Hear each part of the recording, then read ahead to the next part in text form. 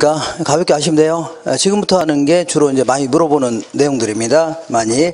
5문제가 여기서 물어봐요. 여기는 이제 227페이지에 시장 실패라고 되어 있죠? 요거보다는 다른 내용을 먼저 설명한 다음에 돌아오겠습니다. 자, 232페이지 보시면 맨 위에 부동산 정책 있어 없어요? 있죠. 여기에는 정부가 왜 시장에 개입하려고 하냐. 자, 정부가 시장 개입의 필요성 혹은요 정부 정책의 기능 요거 알아볼게요. 아래쪽에 보니까 232페이지 맨 아래 보니까 정치적 기능이라는 게 있고 오른쪽에 뭐가 있어요? 경제적 기능이 있네요. 그래서 정치적 기능은 왼쪽 다시 알아볼게요. 내려오시면 자, 첫 번째 줄 사회적 목표를 달성하기 위해서 개입하는 거 있죠? 요걸요 정치적 기능이라는 겁니다. 232페이지 맨 아래에서 두 번째 줄에 보시면요 사회적 목표를 달성하기 위해서 맨 아래에서 두 번째 줄 찾으셨나요? 오른쪽에 볼게요. 233페이지 보면 맨 위에 세 번째 경제적 기능이죠? 요 두 번째 줄에 그거 두 번째 줄에 시장 실패를 수정하기 위해서 뭐라고요? 시장 실패를 수정하기 위해서 개입하는 겁니다. 자, 보겠습니다. 정부가 이제 시장에 개입하는 이유라고 할까요? 아니면 필요성 알아볼게요. 이쪽에다 보겠습니다. 이쪽에다가 딱 하니 조금 밑으로 내려갈게요. 이렇게 자, 이런 식으로 해볼게요. 정부가 시장에 개입하는 이유는요 비효율적으로 자원이 배분됐다 이렇게 표현합니다. 비효율적으로 뭐가 배분됐다고요? 자원이 배분됐다. 이 얘기는 무슨 얘기냐면 어떤 나라가 이제 필요로 한 양은 이만큼입니다. 사회적으로 필요한 양은 요거죠. 소비하고자 하는 양 이만큼인데 이렇게 무식하게 많이 생산됐다. 이럴 수 있죠. 그러면 자원의 낭비를 가져와요. 낭비를 가져오죠.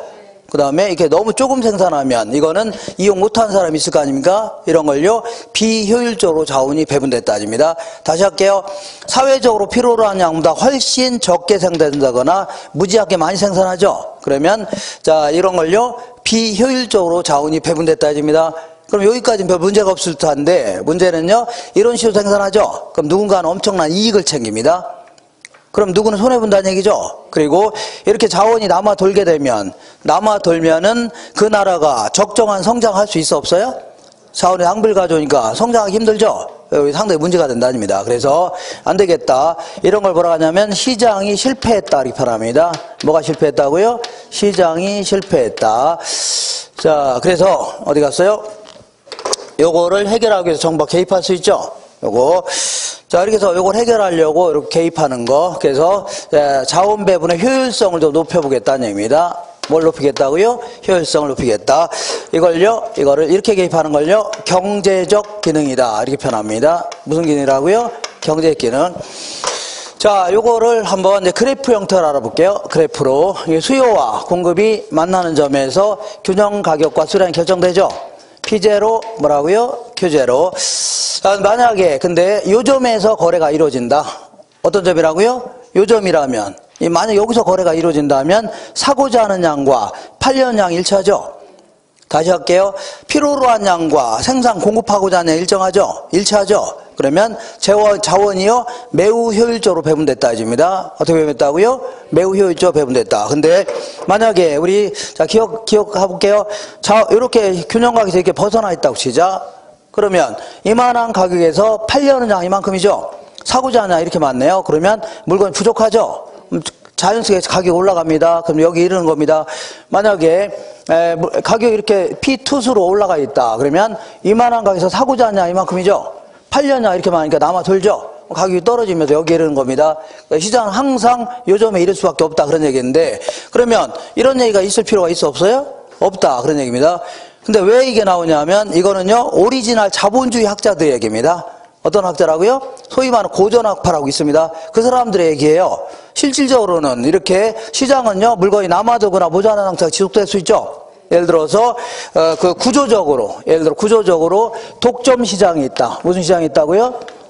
자, 독점 시장이 있다면 얘네들은요 필연적으로 필요로 하는 양보다 훨씬 적게 생산하면서 무지막지한 이익을 챙깁니다. 이따 할게요. 이런 식으로. 아니면요 인위적으로 가격이 올라가면 생산량을 늘리고 싶죠. 근데 정부에서 못 팔게 하거나 아니면 아파트 못 짓게 할 수 있죠. 이런 식으로 부족한 상태라든가 남아돈 상태가 지속될 수 있다는 얘기죠. 이런 거 뭐라고요?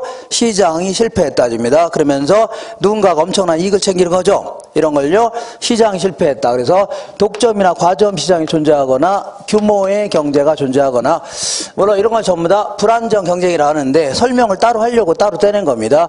그리고 이제 공공재가 있거나 아니면요, 자, 그 외부 효과가 있거나, 공공재나 외부 효과 이런 것들은 완전 경쟁이라도 이런 건 생길 수밖에 없는 겁니다. 그리고 정부의 비대칭도 원래는 다 여기에 들어가는 겁니다. 예, 불안정 경쟁에 들어가지만 따로 설명하려고 이렇게 따로 빼낸 겁니다. 어쨌거나 이런 것들이 있게 되면 필연적으로 어떻다고요? 시장이 실패할 수밖에 없는 겁니다. 그러면 정부가 이것 때문에 개입하려고 안 하려고요? 하려고 한다 그런 얘기입니다. 이런 걸요, 경제적 기능이다. 다시 할게요. 사회적으로 필요로 한 양보다 훨씬 많이 생산되거나 적게 생산되는 경우 있죠. 그럼 여기까지 문제 없을 듯한데 누군가가 엄청난 이익을 챙겨갑니다. 그럼 누구는 손해보는 거죠. 그리고 적정한 성장할 수 있어 없어요? 없다는 얘기입니다. 그래서 요걸 위해서 개입하려고 하는 거 있죠. 이걸요, 자, 이 경제적 기능이라는 겁니다. 근데 아무리 효율적으로 자원이 배분됐다 하더라도 불공평한 소득 분배가 있다. 자, 불공평한 뭐라고요? 소득 분배가 있다.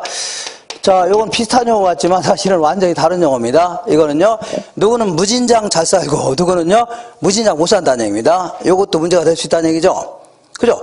아니, 자본주의 국가에서는 열심히 일한 사람들은 그 돈을 많이 벌어야 되죠. 근데 게으르고 나태한 자들은요, 돈을 조금 가져가는 건 당연한 겁니다. 그럴 수밖에 없는 겁니다. 그게 바람직한 정의입니다. 근데 문제는 돈을 많이 버는 사람들 이렇게 볼게요. 예를 들어 한 달에 막 100억씩 버는 사람이 있다고 치자. 얼마 번다고요? 100억. 이 사람들이 열심히 그 공장 가서 열심히 일한, 땀 흘려 일한 대가일까요? 예, 그건 거의 아닐 겁니다. 자, 땅을 아까 잔뜩 갖고 있다는 이유로 6억이 12억이 되는 거죠. 그리고 땅 갖고 있으면 임대료 생겨 안 생겨요? 생기거나, 아니면요, 건물 같은 거 갖고 있으면 임대료 들어와 안 들어와요? 들어오거나, 주식을 갖고 있으면, 자, 그 삼성전자 주식을 갖고 있다. 그러면 그 삼성전자의 그 주식을 갖고 있으면 배당금 같은 거 들어와 안 들어와요? 근데 이런 것들은 일종의 불로소득 아닙니까? 그죠? 그러니까 노동의 대가는 얼마 돼요? 안 되죠? 그러면서 불로소득은 어마어마하게 커진 거. 이거 상당히 소득 분배가요, 열악하다는 얘기입니다. 그죠? 그래서 안 되겠다. 소외된 사람 없이 모두 다 좀 잘 사는 사회를 만들자. 이래서 사람들 간의 형평성을 높여보겠다 그런 얘기입니다. 자, 그래서 이렇게 해서 개입하는 걸요, 이거를 정치적 기능이다 이렇게 표현합니다. 무슨 기능이라고요? 정치적 기능이다. 근데 여기 이제 비슷한 용어 같지만 사실은요, 극단적인 용어입니다. 자, 효율성을 강조하는 나라를 우리는 자본주의 국가다 이렇게 얘기합니다. 무슨 국가라고요? 자본주의. 그리고 형평성을 강조하는 나라를요, 사회주의 국가 혹은요, 공산주의 국가라는 겁니다. 근데 지금은요, 뭐 극단적인 사회주의, 극단적인 그 자본주의 국가는 있을 수가 없는 겁니다. 그죠? 어느 정도 어떤 쪽으로 치우쳤냐 이런 차이만 있는 겁니다. 그러니까 우리나라는 자본주의 국가예요, 사회주의 국가예요? 자본주의 국가 아닙니까? 그러니까 효율성을 가장 큰 시장 경제 체계로 하는 겁니다. 그렇지만 이렇게 추운 날 굶어 죽는 사람이 있으면 돼요, 안 돼요? 안 된다는 얘기입니다. 그래서 자, 어느 정도의 자, 형평성을 달성할 것인가 이런 걸요, 사회적 목표 이렇게 표현합니다. 무슨 목표라고요? 사회적. 물론 북한 같은 경우는 형평성을 중시하지만 어느 정도 효율성을 달성할 것인가 이런 걸요, 사회적 목표라는 겁니다. 그래서 이따가 하겠지만 주택 정책들, 주택과 관련된 정책은 거의 대부분요, 자, 이 사회적 목표를 달성하려고 개입합니다. 아시나요? 임대료 같은 거 좀 규제하겠다. 공공 임대 아파트 지어서 공파하겠다 그런 얘기죠. 이런 게 다 뭐라고요? 사회적 목표를 달성하려고 개입하는 뭐라고요? 그 정치적 기능이다. 정리하시면 돼요. 되셨죠? 자, 이렇게 해서 이제 요걸 기초로 해서 이제 쭉 여기서 한 2문제 정도 물어봅니다. 요걸 기초로 해서 어쨌거나 그 불공평한 소득 분배 같은 경우에는 삼성전자 같은 경우에는 주가가 자, 되게 비싸잖아요. 그래서 주식을 갖고 있는 사람은 엄청난 큰 돈을 벌 수 있습니다. 자, 그래서 이건희 회장이 지금 신근 경색으로 2014년도에 어디가 있냐면 삼성병원이잖아요. 여기 이제 가 계시거든요. 가 계신데 지금까지 누워 계십니다. 누워 이제 앉아 계시냐 모르겠지만 어쨌거나 삼성병원에 계신 건 확실합니다. 근데 이분이 올해 겁니다. 올해 인터넷 뒤져보세요. 검색하면 올해 배당 순위 1위입니다. 1위인데 올해 이제 배당액이 총 얼마냐면 주식 배당액이 4,800억입니다. 얼마라고요? 4,800억. 480억 단위가 얼마라고요? 480억. 근데 이분이 죄송합니다. 4,800억입니다. 배당수 1위에요. 그것도 세 군데, 삼성전자하고 삼성물산, 그 다음에 삼성생명 있죠? 세 군데 것만 합쳐서 얼마라고요? 4,800억입니다. 무지막지하게 배당금 들어와 안 들어와요? 근데 이분이 이거 열심히 일한 거예요? 물론 열심히 어떻게 경영자 아니니까 그냥 누워 계신데 여기 들어온 거 아닙니까? 병원에 누워 계시잖아요. 근데 무지막지한 일이 생기네요. 그죠, 요거? 그러니까 어떤 사람은 내가 열심히 일해서 삼성을 따라잡겠다, 재벌이 되겠다. 그거는 불가능합니다. 불가능해요. 그 사람 따라잡기 힘듭니다. 그분은 가만히 앉아있어도 팍팍 들어오는 겁니다. 1년에 얼마 돈다고요? 그냥 배당금만 4,800억. 어마어마한 돈이 들어온 겁니다. 그래서 우리나라 같은 경우에는 그 재벌들이 보통 그래서 이건희 회장 같은 경우는 그 미국 포브스라는 경제 잡지죠. 여기서 선정하는 항상 전 세계 재벌의 100위권 안에 항상 들어갑니다. 80등 이렇게 합니다. 더 잘 사는 사람도 있나 보네요. 87위 이렇게 합니다. 근데 대한민국의 재벌들은 보통 돈을 많이 벌죠. 돈을 많이 벌으면 자기가 다 열심히 해서 번 줄 압니다. 이건 상당히 문제가 됩니다. 진짜입니다. 자기가 다 열심히 해서 번 줄 알아요. 근데 사실은 그렇지 않습니다. 여러 사람이 도와줬기 때문에 그런 거죠. 예를 들어서 노동자들도 열심히 일했어 안 했어요? 했잖아. 이분도 도와줬고, 그리고 우리 소비자들도 다 물건 사줬으니까 이렇게 돈을 많이 버는 거 아닙니까?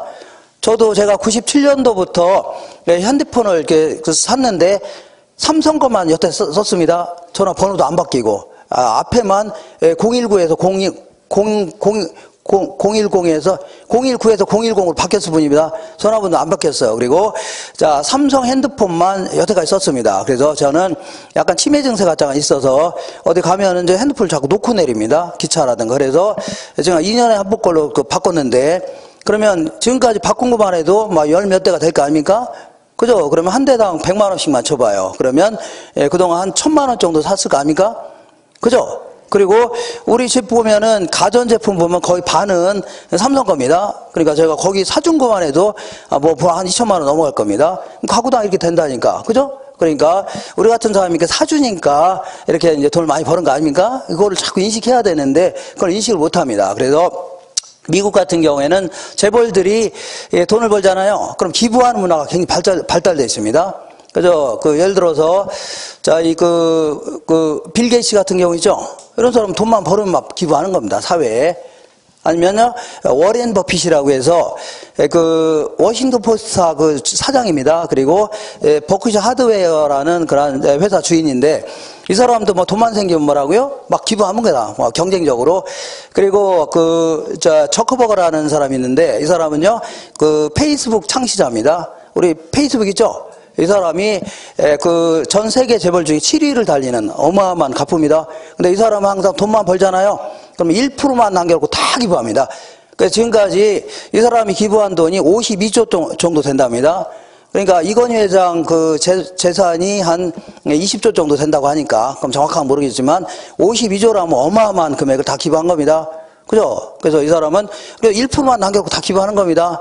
그냥 엄청나게 기부하는 겁니다. 그리고 자기는 굉장히 소박하게 삽니다.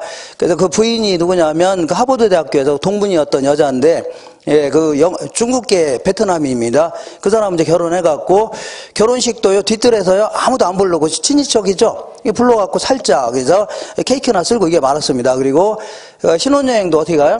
후드티 같은 거 있죠? 그런 거 입고 그냥 배낭 메고 이제 돌아다니고 그럽니다. 돈도 하나도 안 쓰고. 그러면서 기부는 어마어마하게 하는 겁니다. 근데, 엄청나게 그런 기부 많이 하면은, 이게 별로 소비로 이어져 아니죠? 소비로 이어지면 그게 결국은 그대로요, 재벌의 또 수익으로 상수되는 겁니다. 그죠? 이런 걸 잘 모르고 그냥 무조건 자기가 다 벌었다, 이렇게 생각합니다. 근데 제가 재벌들한테 이 삼성이 대한민국의 경제 발전에 기여한 바는 무지막지하게 큽니다. 그죠? 근데 그 이면에는 공도 있고 뭐가 있어요? 과도 있다는 얘기입니다. 그죠? 큰 과도이 크다는 얘기입니다.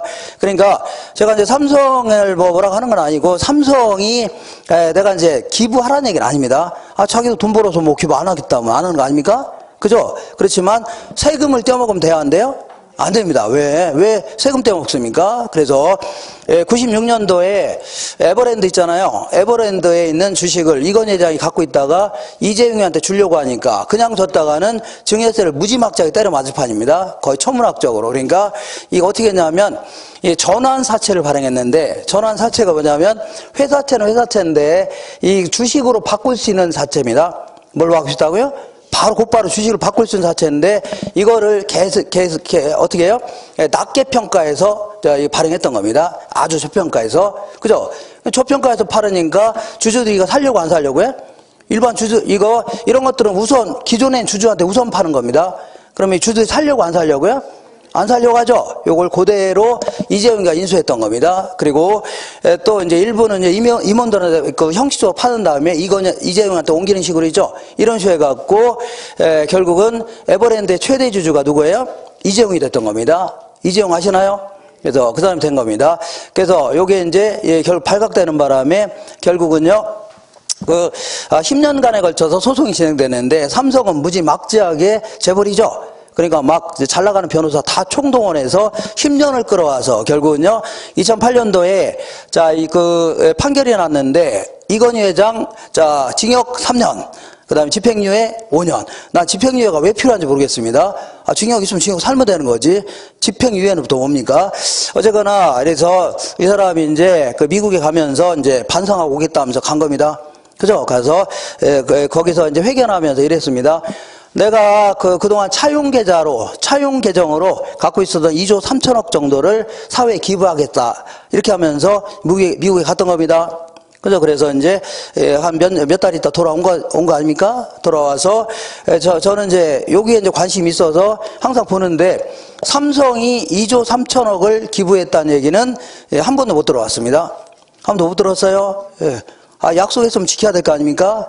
예, 그런 얘기는 없고 유튜브에 들어가면 어떤 업소녀들 있잖아요. 업소 여자들 데려다가 성접대 받았다. 이렇게 막 떠 있습니다. 그런 거나 돌아다니고 참 쪽팔리게. 자, 어쨌거나 그렇게 해서 세금 떼어먹으면 돼야 안 돼요? 안 됩니다. 이거는 미국 같으면 거의 공중 분해됩니다. 이거는 어떤 어떤 대기업들의 도덕성이 완전히 제로입니다. 있을 수가 없는 겁니다. 그죠? 있을 수 없어요. 자, 그리고 2016년도에 지금 제1모직이 있는데, 제1모직하고 에버랜드가 이제 합병되면서 이제, 요 회사가 있었습니다. 이재용이가 최대 주주입니다. 누가 최대 주주라고요? 이재용이가 이제 최대 주주인데, 자, 여기가 이제 삼성물산이 있습니다. 삼성물산하고 합치게 되면, 이게 바로, 실질적으로, 여기, 요 주식을 다, 갖고 되면, 최대 주주가 되면요, 삼성은 실제로 지배자가 되는 겁니다. 실질적인 뭐라고요? 삼성의 최고 지배자가 되는 겁니다. 최고 총수가 실제로 될 수가 있는 겁니다. 근데 이제 요걸 합치려고 했는데, 합쳐야 될 거 아닙니까? 시가대로 이제 합치게 되면 얘 두 주대 한 주당 이렇게 합병해야 돼요. 뭐라고요? 두 주대 합병. 근데 이런 식으로 하게 되면 이재용이가 최대 주주가 안 됩니다. 안 돼요. 그래서 삼성에서 여기가 이제 여기 삼성물산을 누가 주로 갖고 있냐면 무슨 보험이요? 국민건강보험이죠. 연금 있죠. 여기서 이제 최대 주주입니다. 그래서, 그죠? 얘네들이 반대하는 겁니다. 어떻게 하려고 했냐면, 3대1로 이렇게 바꿔서 합병하려고 했습니다. 세 주 대 뭐라고요? 한 주. 이런 식으로 합병하려고 했는데, 얘들이 가만히 있지 않아요? 가만히 있지 않을 거 아닙니까, 주들? 그죠? 두 주 대 한 주 합병해야 되는데, 세 주 대 한 주 하니까 합병하려고 안 하려고요? 안 하려고 하니까, 삼성에서 이제 최순실 시켜서 이제 뇌물 주면서 아니면요, 정유라 이렇게 말도 사주면서 이렇게 꼬신 겁니다. 그래서 최순실이가 결국은 국민연금의 기금운영본부에 있는 분들 있죠? 대빵 3명을 다 잘라버린 겁니다. 잘라버리고 뭐라고요? 합병시킨 겁니다. 그래서 지금은 이재용이가 이거 최대 주주입니다. 무슨 주더라고요? 최대주. 이거 무슨 이 난림이니까 국민연금이 어떤 돈이에요? 우리 그 노후 생활자금으로 거기다 주는 거 아닙니까? 그걸 왜 편법적으로 막 씁니까? 그죠? 그럼 대화인데요? 안 되는 겁니다. 그래서 애들 거의 한 3천억 정도 손해본 겁니다. 그것 때문에. 손해본 거예요? 그럼 대화인데요? 안 됩니다. 그래서 이것 때문에 이재용이가 2017년도에 징역 5년 이 선고받았는데, 문제는 징역 5년 살았으면 반은 살아야 될 거 아닙니까? 근데 1년도 안 돼서 나왔습니다. 근데 무슨 일인지 모르겠습니다. 아니, 왜 징역 5년 때렸으면 5년 살아야 될 거 아닙니까? 근데 왜 나와요? 1년도 안 돼서 나오면 돼요? 안 돼요? 안 됩니다. 그래서 상당히 문제가 있습니다. 무슨 문제입니까? 이렇게. 그래서 이렇게 하면 안 되는 거예요. 그래서 기업들도 기업 도의가 있는 겁니다. 그죠? 사회적 어떤 환수 목표도 있는 거고. 그래서 이렇게 해야 되지. 그럼 대화인데요? 안 되는 겁니다. 그래서 저는 이제 항상 저는 뭐 이게 그렇게 못 살지만 저는 뭐 이런 신념이 있습니다. 나는 이제 사람이 돈을 버는 것도 좋지만 뭐라고요? 쓰는 것도 아주 잘 써야 되는 거예요. 그렇잖아요? 쓰는 것도. 그래서 세상에서 가장 우둔한 자가 누구냐 하면 돈은 잔뜩 벌어다가 쓰지도 못하고 죽는 거 있죠? 이것처럼 아둔한 자가 없습니다. 그래서 사람은 상당히 불공평한 삶을 사는 겁니다. 잘 생각해 볼게요. 누구는 아주 이쁘게 태어나갖고 평생 남자들의 추앙을 받으면서 사는 거 아닙니까? 누구는 조금 못생기게 태어나서 남자들이 싫어하고 이러죠? 이게 왜 자기가 그러고 싶어서 태어난 겁니까? 자기가 못생기고 싶어서 태어난 거예요? 엄마가 그렇게 만든 거 아닙니까? 엄마는 또 누가 그렇게 만든 거예요? 할머니가 그렇게 만든 거죠? 어쩔 수 없는 거 아닙니까? 그래서 이렇게 불공평한 삶을 사는 겁니다.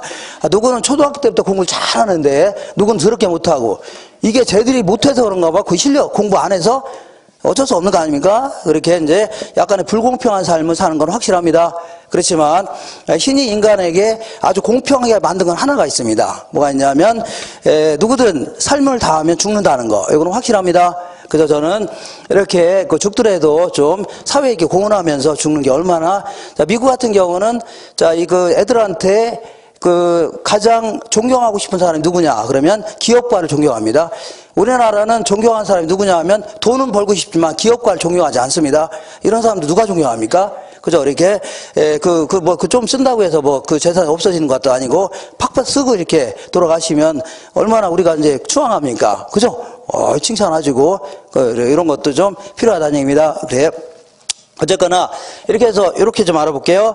자, 우리 쓸데없는 소리를 많이 했는데 이렇게 해서 여기 이제 시장 실패의 원인들을 좀 살펴보겠습니다.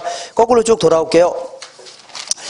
자, 거꾸로 돌아오셔서 거기에 227페이지 한번 보겠습니다. 227페이지에 중간에 보니까 시장 실패의 원인 있어 없어요? 요거 좀 알아볼게요. 요 하나하나 좀 알아보겠습니다. 이런 식으로 해볼게요. 맨 먼저, 자, 불안정 경쟁시장이라고 해서, 자, 얘네들은 두 번째 줄 볼게요. 독점을 비롯한 불안정 경쟁은요, 바로 밑에 적게 생산하여 높은 가격으로 판매하기 때문에 얘들은요, 무지막지한 이익을 챙깁니다. 예컨대 이제 독점이라든가 과점시장, 과점기업, 이런 걸요, 불안전 경쟁기업 해줍니다. 자, 얘네들은 이렇게 볼게요. 얘네들은, 자, 이 공급자가 몇 명인 시장이에요? 자, 독점 시장은 공급자가 몇 명이에요? 한 명의 시장을요, 독점 시장이라는 겁니다. 그러면 얘네들은 지네들 맘대로 가격을 올리거나 내릴 수가 있어 없어요? 공급자가 한 명밖에 없는데 지들 맘대로 해도 돼요. 근데 자, 가격을 자꾸 건드리게 되면 소비자들이 소비자 단체에서 난리가 치겠죠? 그죠? 그러니까 자, 얘네들은 이런 식으로 합니다. 이렇게. 자, 생산량 조정을 통해서 우회적으로 가격을 건드는 형태 있죠? 이런 형태를 취하게 됩니다. 경제학적으로. 자, 보세요. 얘네들은 1000개를 생산할 수도 있고 100개를 생산할 수도 있습니다. 그러면 1000개를 생산하게 되면 자, 가격은요, 한 1000원 정도 한다고 치자. 1000원. 근데 100개만 생산하게 되면 자, 서로 살려고 하니까 가격 올라갈까요? 떨어질까요? 올라갑니다. 이 경제 원칙에 따라 적게 생산하면 막 서로 구입하려고 할 거 아닙니까? 올라가 안 올라가요? 올라갑니다. 그래서 결국은 경제적으로 자, 이렇게 10,000원 정도 될 수밖에 없는 겁니다. 이렇게 돼요? 이렇게. 자, 그러면 이렇게 생산해도 매출액은 100만 원. 이렇게 생산해도 매출액은 얼마라고요? 100만 원. 이렇게 됩니다. 그러면 공급 독점자는 A라는 방법으로 생산하려고 할까요? B로 생산하려고 할까요? B로 생산하기 어떻게 알았습니까? 이걸로 생산하려고 합니다. 왜냐하면 이렇게 조금만 생산하게 되면 일단 원료도 10개 구입할 거 몇 개만 구입하면 돼요? 하나만 구입하면 되죠. 그리고 사람도 10명 채용할 거 몇 명이요? 1명만 채우면 되죠. 그리고 전기요금, 가스비, 수도요금, 관리비 이거 전부 다 10분의 1 줄어들죠. 그럼 얘들은 무지막지한 이익을 챙기는 겁니다. 알겠죠? 그러면 누가 손해보는 거예요? 소비자가 손해보는 거 아닙니까? 그죠? 그러니까 결국은 필요로 하는 양보다 훨씬 과소 생산되면서 얘들은요 무지막지한 이익을 챙겨갑니다. 이거 상당히 문제죠. 정부가 나서서 독점 규제에 관한 법률 이런 것 때문에 생산량을 높이도록 자꾸 유도할 수밖에 없는 겁니다. 이렇게. 그다음 두 번째는요 규모의 경제 알아볼게요. 규모의 경제는 규모가 점점 커짐에 따라서 장기 생산 비용이 점점 절감되는 이러한 효과, 이런 걸 뭐라고요? 규모의 경제를 하는 겁니다. 자, 그러니까 우리 편의점 같은 경우는 물건을 어떻게 구입하냐면 소량 구입해서 소량 판매합니다. 그러니까 조금 구입하니까 좀 비싸게 구입해서 비싸게 팔 수밖에 없어요. 근데 요 앞에 이마트 같은 거 해볼게요. 이마트 같은 경우는 물건을 소량 구입합니까? 대량 구입합니까? 무지막지하게 대량 구입합니다. 그러면 싸게 구입할 것 같아요? 비싸게 구입할 것 같아요? 싸게 구입합니다. 간단한 예로 항상 내가 지나가다 수박을 한 통 구입한다. 그러면 10,000원인데 내가 아저씨한테 그러는 겁니다. 아저씨 여기 있는 수박 다 주세요. 7,000원씩에. 그러면 아저씨도 얼른 팔고 쉴 수 있죠. 이런 걸요 규모의 경제를 하는 겁니다. 그러니까 이마트 같은 경우는 자, 이 무지막지하게 싸게 구입하는 겁니다. 농산물 같은 경우는 소위 선물 계약이라고 해서 그 농사 잘 지는 농부하고 미리 계약을 트는 겁니다. 한 포기당 10원씩 예를 들어. 그래서 농산물이 다 자라면 다 싸그리 뜯어오는 겁니다. 자, 그러니까 엄청나게 조금 싸게 팔더라도 그 지역을 지배할 수밖에 없는 구조입니다. 아, 배추 파는 데는 잔뜩 있죠? 근데 실제로 다 지배하는 겁니다. 그래서 이거를요 자연 독점이다 이렇게 표현합니다. 무슨 독점이라고요? 자연 독점. 그러면 자연스럽게 독점자 역할을 하는 겁니다. 똑같습니다. 알겠죠? 이렇게. 자, 그 다음에 한 장 넘겨보겠습니다. 넘겨보시면 공공재에 대해서 알아볼게요. 자, 공공재는 상당히 원래는 복잡한 얘기인데, 여기서는 간단히 알아볼게요. 자, 공공재는 예를 들어 볼게요. 예를 들어서 도로라든가 아니면요 교량이라든가 이렇고 아니면요 뭐 공짜로 이용할 수 있는 공원 같은 거 생각해 볼게요. 공원. 자, 이런 것들은 도로, 교량, 공원 이런 것들 있죠. 이런 것들은 자 비경합성이라는 특성이 있습니다. 비경합성이라는 얘기는 어떤 사람이 공원을 이용하고 있는데 A가 정부에서 만든 공원입니다. 공짜로 이용하는 공장. 근데 A가 이용하는데 B도 같이 이용할 수 있는 거죠. C도 같이 이용할 수 있죠. D도 같이 이용할 수 있네요. 이런 식으로.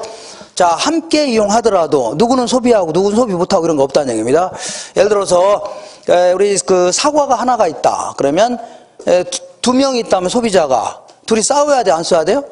싸워서 돈 많이 치른 자가 사가는 겁니다. 그럼 그 사람만 먹는 거고 안 치른 사람 못 먹는 거 아닙니까? 근데 얘는요 그냥 함께 소비하더라도 소비량이 줄어드는 게 아니에요. 다 같이 소비할 수 있는 겁니다. 아, 내가 여기서 그 초평역까지 가는데 누구는 소비하고 누구는 소비 못하고 이런 거 있어 없어요? 없죠. 이런 걸요 비경합성이 따집니다. 굳이 싸울 필요 있어 없어요? 없다는 얘기입니다. 자, 두 번째는요 비배제성이라는 특성이 있습니다. 자, 비배제성은 뭐냐면 자 대가를 지불하지 않은 사람 있죠. 이런 사람이라도 소비에서 배제시킬 수가 있어 없어요? 없다는 얘기입니다. 예를 들어서 어떤 사람 도로는 그 지방도로 같은 경우에는 자 이 세금 갖다 까는 겁니다. 지방세 가지고 까는 거 아닙니까? 그러면 어떤 사람이 도로를 걷고 있으니까 경찰관이 가서 당신 일로 와봐요 하면서 주민등록증 까라고 했죠.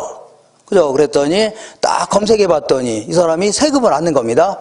너 여기 걷지 마 이렇게 한다고 그 사람이 안 걷나요? 뭐 이런 사람이 다 있어 하면서 집에 가겠죠? 잡을 수도 없는 거고, 그죠? 그런 식으로 대가를 지불하지 않은 사람들도 소비에서 배제할 수 있어 없어요? 없다는 얘기입니다. 그러다 보니까 이런 경우는요, 무임승차의 문제가 발생할 수밖에 없어요. 자, 내가 도로가 꼭 필요한데 굳이 내 돈 들여서 도로를 깔면 뭐하냐? 남들은요, 내가 깔은 도로 막 공짜로 이용하는 거 아닙니까? 그죠? 그래서 나도 이런 식으로 생각합니다. 나도 뭐하러 내 돈 들여서 까냐? 나도 남들이 깔아놓으면요, 공짜로 이용하겠다는 얘기입니다. 그러다 보니까 자 사적 주체한테 맡기게 되면 항상 과소 생산될 수밖에 없어요. 어떻게 생각한다고요? 과소. 그러니까 이것도 마찬가지로 시장 실패로 이어집니다. 어떤 실패라고요? 시장 실패. 이번에는 정보의 비대칭. 자, 정보의 비대칭은요, 결국은요, 아주 고급 정보를 갖고 있는 자들, 고급 정보를 갖고 있는 자들은요, 엄청난 초과이윤을 얻을 수가 있는 겁니다. 초과이윤. 물론 이런 것들이 전부 다 나중에는요, 불공평한 소득분배로 이어지지만, 어쨌거나 어떤 지역을 개발한다는 정보를 몰래 입수한 자가 있어 없어요? 이런 자들은 무지막지한 정상 이상의 엄청난 이익을 챙기는 겁니다. 그럼 누군가 손해본 사람이 있을까 없을까요? 있다는 얘기입니다. 이것도요, 그걸 시장 실패로 이어지는 겁니다. 무슨 실패라고요? 시장 실패. 이것도 원래는 다 완전 경쟁, 불완전 경쟁의 일종인데 설명하려고 빼낸 겁니다. 그래서 자, 이렇게 정보의 비대칭은 이렇게 크게 이제 두 가지 형태로 구분해 볼 수 있는데, 자, 어떤 거라고요? 역선택이라는 문제가 있고, 무슨 문제라고요? 역선택의 문제와 도덕적 해이, 이렇게 구분할 수 있습니다. 도덕적 해이, 이렇게 약간 좀 어려운 편인데, 자, 역선택이라는 것은 어쨌거나 이건 누구는 정보를 알고 있고 누구는 모르고 있는 거죠. 정보 알고 있는 자는 이득 봅니다. 모르고 있는 자는요, 손해보는 겁니다. 여기는 크게 몇 가지라고요? 역선택과 도덕적 해이가 있는데, 역선택이라는 것은 뭐냐면 숨겨진 특성이 거래 이후에 나타나는 거 있죠. 이걸요, 역선택이라는 겁니다. 숨겨진 재화의 특성이 어디에 나타난다고요? 거래 이후에 나타날 경우를요, 이거를 역선택이라는 거고, 도덕적 해이는요, 숨겨진 행동이 거래 이후에 나타났다는 얘기죠. 그죠? 그러면 숨겨진 행동입니다. 행동이 거래 이후에 나타나는 걸요, 이러면요, 누구는 손해보고 누구 이득 볼 수 있다는 얘기죠. 이걸요, 도덕적 해이라는 겁니다. 예를 들어 볼게요. 예를 들어서, 자, 이거는 뭐냐면, 그 아파트 매수자고, 이거 보이나요, 지금? 보여요? 안 보이죠? 이쪽으로 와야 되겠네요. 이렇게. 자, 요거는요, 역선택. 요거는요, 도덕적 해이다, 해줍니다. 도덕적, 뭐라고요? 해이. 자, 여기서 역선택은요, 이 숨겨진, 다시 써볼게요. 숨겨진, 재화의 특성이 거래 이후에 나타나는 걸요, 역선택이라는 겁니다. 그 다음에 도덕적 해이는요, 숨겨진 행동이 거래 이후에 나타나는 경우 있죠. 이럴 경우는 누군가는 엄청난 손해보고 누군가 이득 보는 거 아닙니까? 예를 들어서 어떤 사람이 아파트를 팔려고 하는데 매도자가 있습니다. 파는 자를 뭐라고요? 매도자. 이 사람이 아파트가 층간소음이 심하다는 걸 알아요, 몰라요? 매도자는 알아요, 몰라요? 알 거 아닙니까? 근데 이거를 막 떠벌리면서 팔려고 하려나요? 떠벌리 팔진 않겠죠? 그냥 조용히 팔려고 할 겁니다. 그래서 요거를 누구한테 팔았어요? 매수자한테 팔았는데, 나중에 장까지 다 치르고 나서 이제 이사하고 난 다음에 좀 쉬려고 했는데, 저녁 때 자려고 했는데, 위에서 쿵쿵대는 소리가 다 들려, 안 들려? 그죠? 이러한 숨겨진 특성이 거래 이후에 나타나는 경우 있죠? 이럴 경우는 그러한 특성을 모르고 거래한 매수자는 크게 손해봅니다. 그리고 요거를 그대로 파는 자는요, 이득 볼 수 있죠? 원래 싸게 팔아야 하는데 비싸게 팔았을 거 아닙니까? 이런 걸 뭐라고요? 역선택이라는 겁니다. 뭐라고요? 역선택. 이거는 보험사입니다. 보험사고, 요거는요, 공장 사장입니다. 공장 뭐라고요? 사장. 자, 공장 사장이 공장을 운영하다가 거의 망하기 직전입니다. 어떤 직전이라고요? 망하기. 그래서 창고에 막 물건이 쌓여 있는 겁니다. 거의 망하려고 해요. 그걸 망하기 직전인데, 보험사 몇 군데 찾아가서 이제 화재보험 계약을 딱 체결을 한 겁니다. 그럼 보험사 입장에서는 보험료 많이 준다고 하니까 덥석 계약했어, 안 했어요? 했을 거 아닙니까? 요 앞에 있잖아요.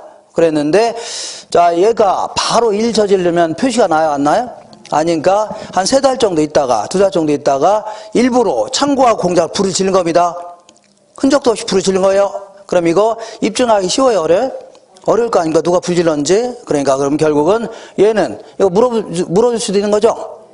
물어줘야 되는 판이 생긴 거 아닙니까? 그죠? 그런 이런 식으로 이 사장이 숨겨진 행동이 거래 이후에 나타나는 경우 있죠? 이런 경우는 이 보험사는 크게 손해보고 얘는 이득 볼 수 있다는 얘기죠? 이런 거 뭐라고요? 도덕적 해이라는 겁니다. 자, 법 제도적 허점을 이용해서 어떤 행위를 누리는 사람들 있죠? 이런 걸요, 도덕적 해이라는 겁니다. 이렇게 해서 이렇게 나타날 수 있다는 얘기죠? 이렇게 정리하시면 됩니다. 그 다음에 이번에는요, 228페이지에 맨 아래 요 외부 효과 있잖아요. 외부 효과. 저거는 이 부동산과 관련돼서 좀 관련성이 깊기 때문에 얘는 별도로 한 문제 물어봅니다. 어떻게 하라고요? 별도로 한 문제 물어볼 수 있으니까 요거는 좀 시간이 약간 걸리는 관계로 잠깐 쉬었다 하겠습니다.